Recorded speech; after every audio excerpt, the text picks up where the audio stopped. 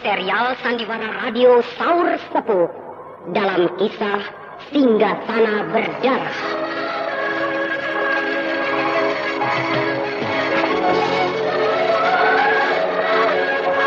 Produksi Haravana Record bekerja sama dengan Kalbe Pharma.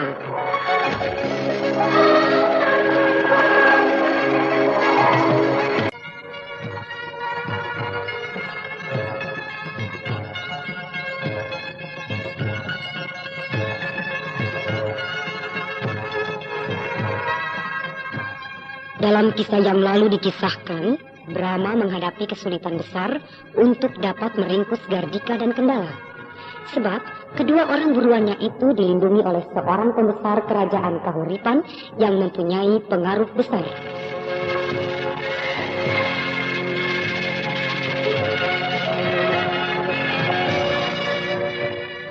Brahma tidak ingin menanam bibit permusuhan dengan kerajaan Kahuripan. Oleh karena itu, dengan terpaksa memakai siasat murahan, yaitu melamar kerja di keraton Kahuripan sebagai jongos, begitu pula Harnu diterima menjadi pembantu juru masak.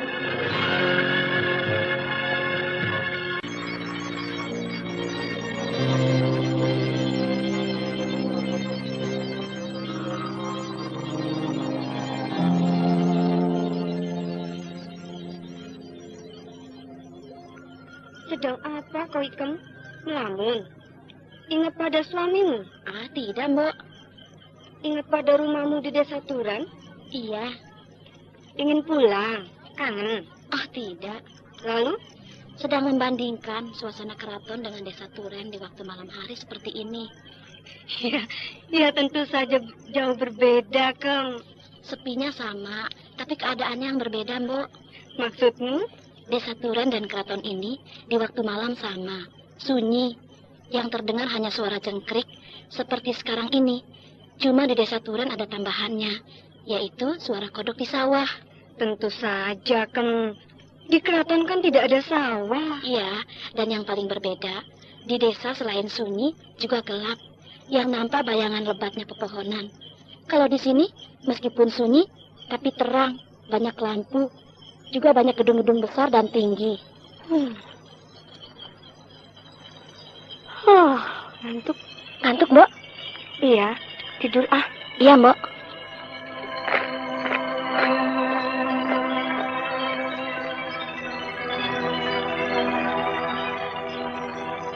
Nah, si Mbok sudah masuk ke kamarnya. Sebentar lagi aku harus pergi ke dekat pendopo kuning, menjumpai Kakang Brahma.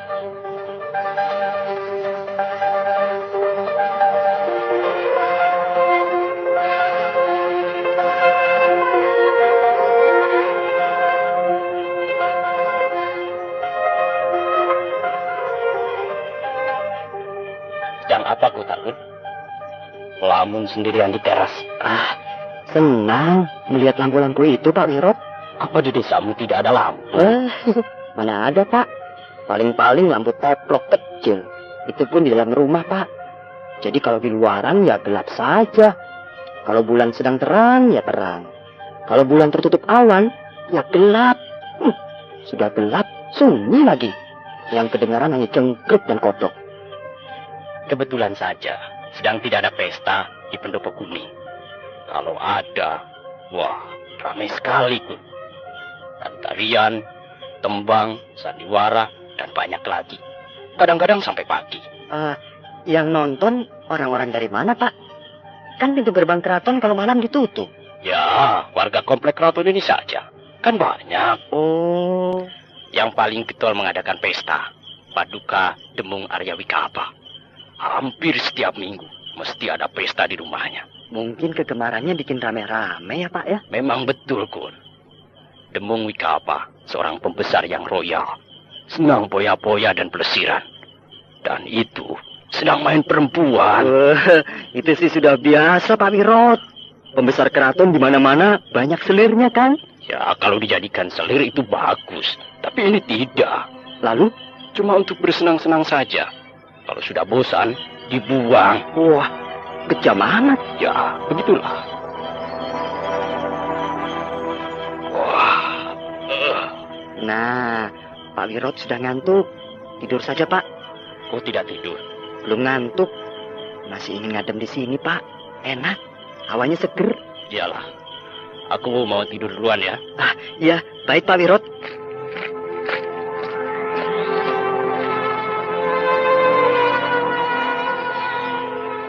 Pak Wirot sudah masuk ke kamarnya.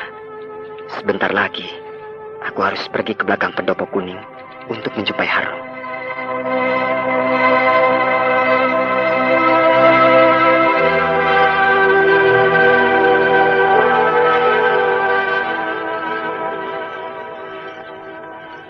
Nah, itu pendopo kuning. Aku harus menyelinap ke belakangnya. Mana Kakang Brahma? Katanya aku harus menjumpainya di belakang pendopo kuning ini. Kakang Brahma bikin kaget saja. Nah, ayo. Kita menyelidiki rumah Demung Wikalpa. Iya. Kau yang sudah tahu rumah Demung Wikalpa, jalan duluan. Iya, Kang. Ada penjaga. Mana? Itu. Sedang berjalan ke sini. Iya, benar. Ayo, sembunyi.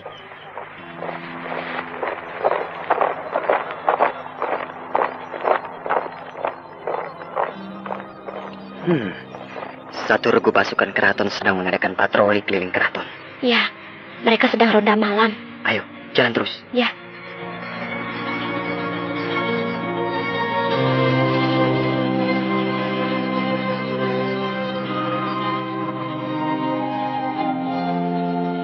Masih jauh? Tidak, itu di depan ada jalan belok ke kanan. Nah, di situ rumah Demung Wikalpa. Iya. Ada lagi. Ada apa? Regu penjaga. Iya benar, langkah kaki mereka sudah terdengar. Ayo sembunyi. Rajin benar pasukan keraton itu. Padahal tidak ada perang. Negeri sedang dalam keadaan aman. Tapi penjagaan terus digiatkan. Tapi tanpa ekspresi. Maksud Kakang? Mereka hanya sekedar menjalankan tugas rutin.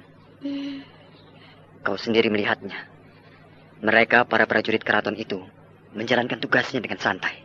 Barisannya tidak rapi, malah lebih nampak sebagai sebuah kelompok orang yang sedang berjalan mau nonton ledek. Iya, tidak kelihatan siap siaga atau tegang. Sebab negeri sedang dalam keadaan aman. Jadi mereka cuma menjalankan tugas rutin saja. Patroli keliling keraton.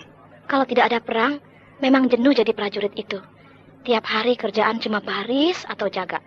Baris jaga, baris jaga. Begitu tiap hari. Membosankan. Sudahlah. Ayo, jalan terus. Iya.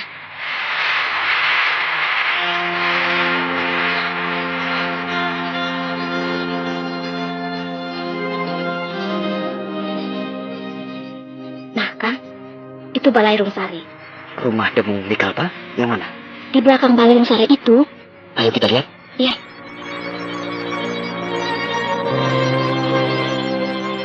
Itu rumah Demung Wikalpa. Bagus sekali rumahnya. Besar dan mentereng. Dijaga.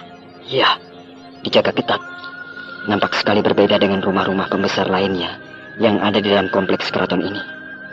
Yang rata-rata hanya dijaga oleh 3 atau 4 orang prajurit pengawal. Tapi rumah Demung Wikalpa itu dijaga oleh 10 orang prajurit. Perbedaan yang menyolok itu pasti ada apa-apanya. Yang kemungkinan besar menunjukkan bahwa disitulah Gardika dan Kendala bercokol. Di depan itu, penjaganya banyak. Coba kita lihat di bagian belakang. Apa dijaga atau tidak? Kalau tidak, kita bisa masuk lewat pintu belakang. Iya.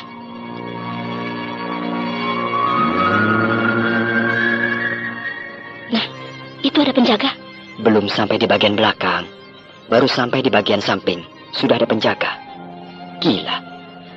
Pasti di sekeliling rumah itu dijaga. Inilah bagian belakang rumah Demung Wikalpa. Sama saja, Kang. Dijaga. Iya. Ayo, ke samping kiri. Sama juga, Kang. Dijaga. Depan, belakang, samping kiri, samping kanan, semuanya dijaga.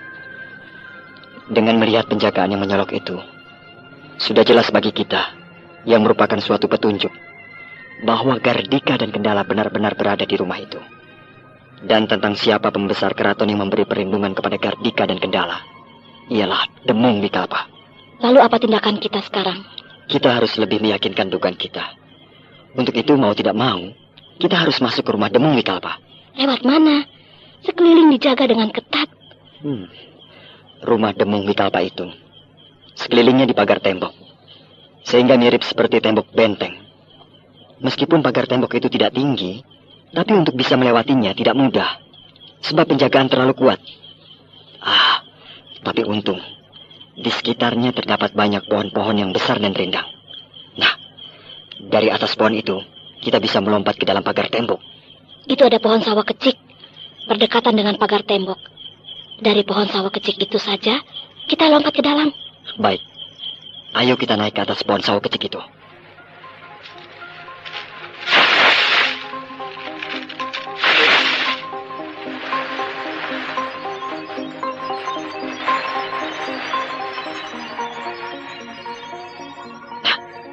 Kita sudah berada di atas pohon sawo kecik.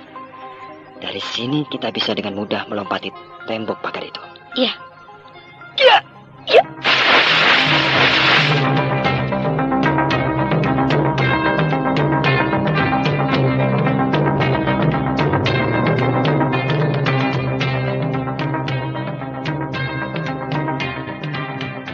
Ya, sekarang kita sudah berada di dalam. Tidak ada penjaga? Ya, rupanya penjagaan dilakukan di luar tembok pagar saja. Sedangkan di dalam tidak. Apakah kita akan memeriksa seluruh ruangan yang ada di rumah Demung Wikalpa ini? Ya. Wah, lama, Kang. Sebab rumah Demung Wikalpa ini besar dan luas. Pasti ruangannya banyak. Dan juga siapa sangka ada penghuninya yang belum tidur. Bisa repot kita. Tentu saja tidak semua ruangan diperiksa, Harnun. Masa kamar-kamar emban juga harus diperiksa? Ya tidak, Kang. Kau sebagai seorang wanita bangsawan yang tinggal di dalam lingkungan keraton, tentu sudah kenal betul seluk-beluk tata rumah tinggal para bangsawan pembesar keraton. Nah, yang mana kamar tidur, mana ruangan tengah, mana ruangan makan, dan mana ruang tamu, dan sebagainya, tentu kau sudah bisa mengira-ngira, bukan? Iya. Ayo, kita mulai.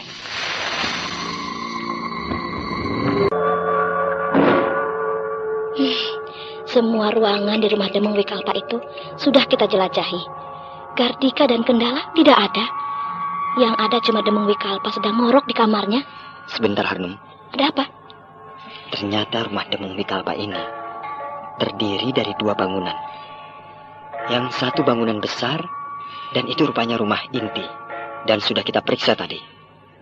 Sedang yang satunya lagi, bangunan agak kecil dari bangunan inti. Yang itu, yang berada di samping agak ke belakang? Ya, benar. Mungkin itu tempat tinggal sanak kerabat Demung Wikalpa. Adiknya, pamannya, saudaranya, dan lainnya. Bahkan mungkin disitulah Gardika dan Kendala tinggal. Ya, benar, Kakang. Rumah itu mungkin untuk tempat tinggal tamu-tamu terhormat. Ayo kita periksa. Ya.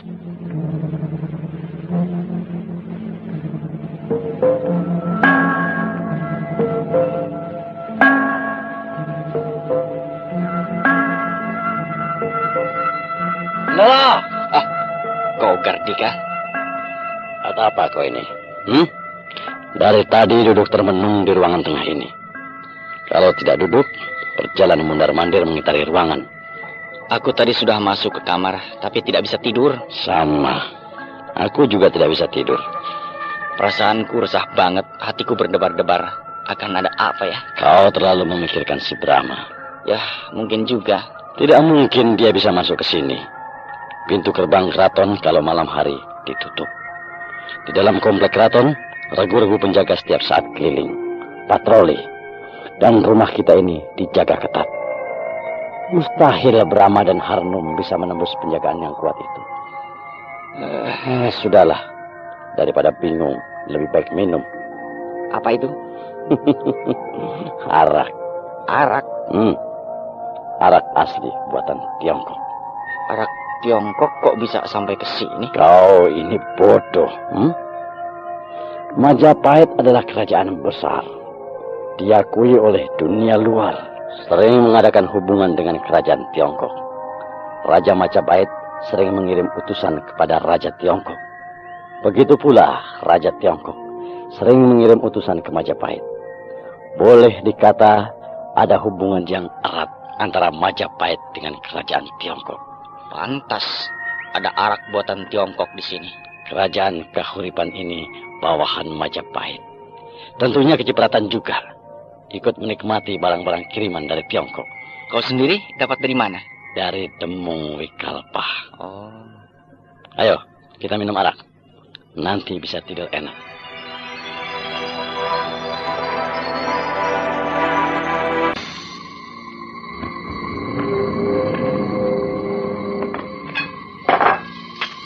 Tolong tuan-tuan, saya haus. Minta arak. Hah? Ada suara perempuan di luar. Siapa dia? Hantu? Ah, kau ini. Ada-ada saja. Hantu apaan? Tengah malam, tiba-tiba ada suara perempuan di luar. Siapa lagi kalau bukan hantu? Buka pintunya, Tuan. Saya haus. Minta arak. Nah, tengah malam begini, mana ada perempuan keraton gentayangan? Hei, siapa kau? Dewi Harnum. Ah, Dewi Harnum. Harnum?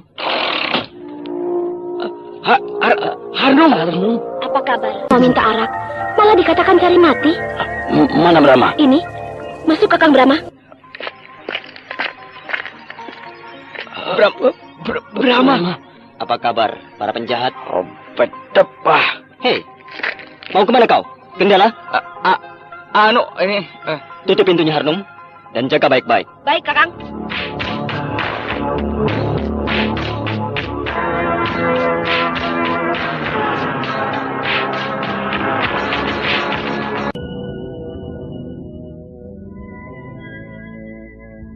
Harnum, cepat tutup pintu itu dan jaga baik-baik. Ya, Kakang Brahma. Oh, kau tidak bisa berbuat seenaknya, Brahma. Ini bukan Kuntala atau Madangkara. Aku tahu, aku berada di Kahuripan. Lalu kau mau apa? Untuk menangkapmu. Apa alasanmu? 2 alasan. 2 alasan? Iya. 1, kau lari dari penjara. 2, kau membunuh Sri Baginda Maharaja Kuntala. Yang pertama aku akui. Tapi yang kedua, tidak. Aku tidak membunuh Baginda Kuntala. Aku tahu kau akan menyangkal. Untuk itu aku akan membawamu ke Kuntala. Di sana kau bisa menolak semua tuduhan di muka pengadilan. Kau tidak berhak melakukan tindakan hukum di negeri asing. Aku tahu. Dan untuk itukah kau melarikan diri ke sini? Agar aku tidak berhak menangkapmu? Aku bukan melarikan diri. Aku berkunjung ke sini karena Demung Wikalpa, sahabatku. Kalau 12 tahun yang akan datang kau melakukan kunjungan ke sini, itu merupakan suatu kunjungan yang bersih. Tapi sekarang ini statusmu tahanan perang. Berarti kau pelarian. 12 tahun itu lama. Siapapun yang dihukum 12 tahun pasti ingin lari. Nah, wajar bukan? Jangankan dihukum 12 tahun. Dihukum mati pun adalah wajar. Begitulah kata pengadilan. Berdebah. Kau kira aku melarikan diri karena takut sama kau? Aku melarikan diri karena aku sudah muak kepada kerajaan Kuntala yang sedang diambang kehancuran itu. Kartika, hukuman bagi pengkhianat adalah hukuman mati. Berdebah. Pinggirkan.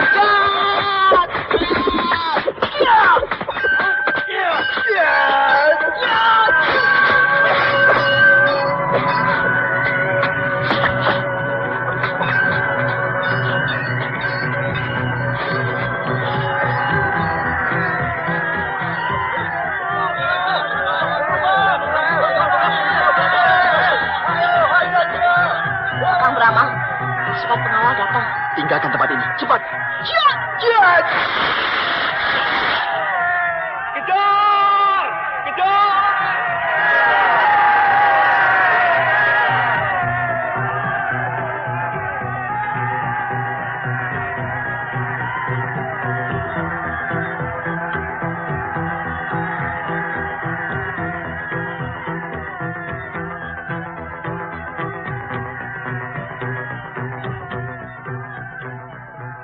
Benar-benar lihai orang itu.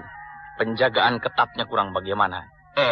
Masih bisa masuk. Sekarang Demung Wikalpa melihat sendiri bagaimana hebatnya Brahma. Benar dugaanmu, Gardika. Brahma tidak pulang ke Madangkara. Tapi masih gentayangan di Kahuripan. Dan apa kataku juga. Begitu usaha pencarian terhadap dirinya kendor, langsung dia beraksi. Yang aku herankan, kenapa dia lari begitu datang pasukan penjaga. Padahal jumlah pasukan penjaga itu tidak seberapa. Bagi dia, Pasukan yang hanya jumlahnya segitu tidak ada artinya. Dia tidak mau bentrok dengan prajurit Kahuripan. Kalau begitu, suatu keuntungan bagi kita. Memang.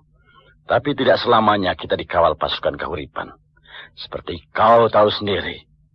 Kalau kita mau keluar, sekedar jalan-jalan atau pesiar, kita tidak diperbolehkan membawa pengawal. Hal untuk menjaga tidak timbulnya tanggapan yang keras dari atasan Demung Wikalpa. Tentu saja aneh. Orang Kuntala kok dikawal pasukan Kahuripan. Kalau kita tamu agung ya itu wajar. Tapi kita ini kan pelarian. Itulah. Bagaimanapun juga kita belum bisa bebas. Kalau Brahma masih gentayangan. Tapi jangan khawatir. Demung Wikalpa berjanji. Paling lama 10 hari lagi kita dapat pekerjaan.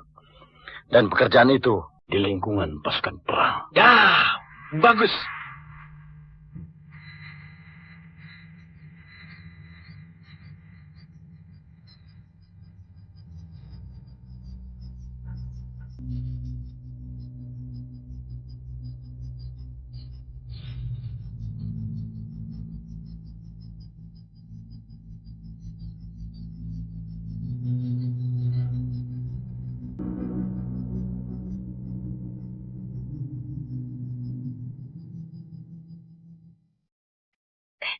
Tadi malam katanya ada ribut-ribut di rumah Paduka Demung Wikalpa.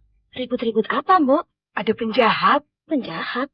Ya, 2 orang penjahat mau membunuh 2 orang tamunya Paduka Demung Wikalpa. Kok bisa ada penjahat masuk ke sini? Bukankah keraton ini dijaga kalau malam? Katanya penjahat itu sakti. Sakti? Ya, bisa masuk rumah Paduka Demung tanpa diketahui oleh penjaga seorang pun. Ketangkap? Tidak. Sebab penjahat itu bisa terbang. Hah? Terbang? Waktu dikepung oleh pasukan pengawal, penjahat itu terbang ke atas genting, terus terbang jauh dan hilang. Kok tertawa?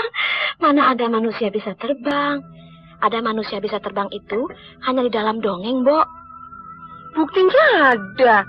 Tuh, Hulu Balang Congga yang ikut mengejar penjahat tadi malam cerita padaku. Iya.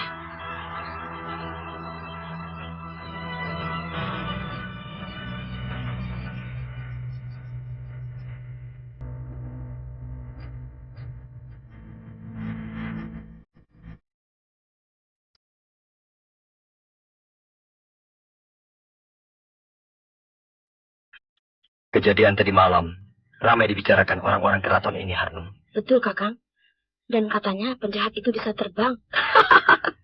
Untuk sementara kita jangan mengadakan aksi.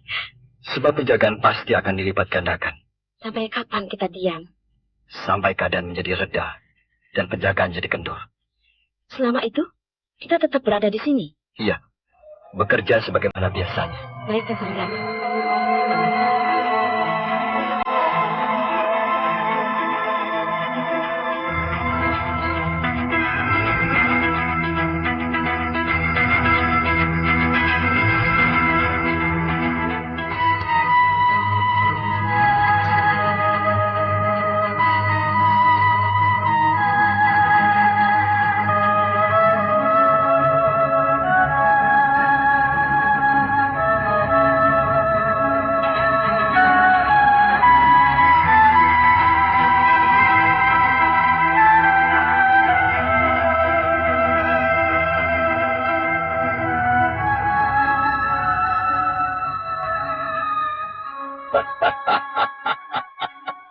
Wah, rupanya kabar gembira dari Rika. Apa kata Demung Wikalpa? Beres. Kita diterima jadi anggota pasukan keraton. Lumayan. Punya anak buah 30 orang. Dan di Kuntala kita Tumenggung dan Senopati. Di sini cuma jadi bintara. Demung tidak bermaksud merendahkan kita. Ini kan cuma sementara. Nanti pangkat kita akan dinaikkan. Tapi tentu saja tidak semau-maunya. Melainkan terlebih dulu kita harus memperlihatkan kemampuan kita. Baru bisa naik pangkat. Apa Ki Demung tidak percaya pada kehebatan kita? Dia sih percaya.